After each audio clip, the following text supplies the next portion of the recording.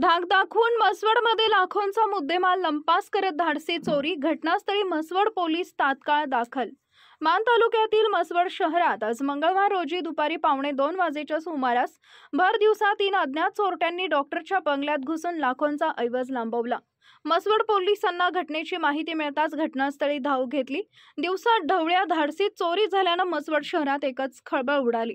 घटनास्थळावरून मिळालेली माहिती अशी की म्हसवड इथं सातारा पंढरपूर महामार्गालगत खरात हॉस्पिटल शेजारी डॉक्टर नरेंद्र पिसे यांचा मध्यवर्ती ठिकाणी बंगला असून आज भर दिवसा दुपारी 3 अज्ञात चोरट्यांनी बंगल्यात प्रवेश केला। यावेळी डॉक्टर नरेंद्र पिसे व त्यांचा मुलगा दवाखान्यात गेले होते। त्यावेळी डॉक्टर पिसे यांच्या सूनबाई व लहान बाळ घरीत होते। दुपारी 1:15 वाजेच्या सुमारास बंगल्यात प्रवेश करून डॉक्टर यांच्या पत्नीला व लहान बाळाला एका रूममध्ये कोंडून ठेवलं। याची जाणीव त्यांना होताच त्यांनी त्यांच्या पतीला फोन लावला आणि विचारले की तुम्ही घरी आलाय का? त्यावेळी त्यांच्या पत्नीने सांगितलं मी घरी आलो नाही।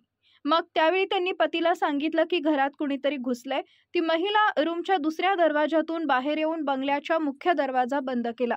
पती पत्नीचं मोबाईलवरील संभाषण त्या चोरट्यांनी ऐकलं।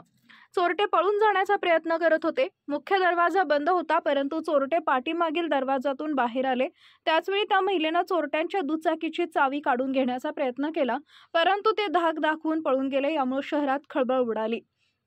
माहिती समजताच म्हसवड पोलिसांच्या टीमनं घटनास्थळी धाव घेतली आणि चोरट्यांचं वर्णन व गाडीचा शोध सीसीटीव्हीच्या माध्यमातून सुरू केला। घटनास्थळी श्वान पथक तसेच ठसे तज्ञांना पाचारण करण्यात आले।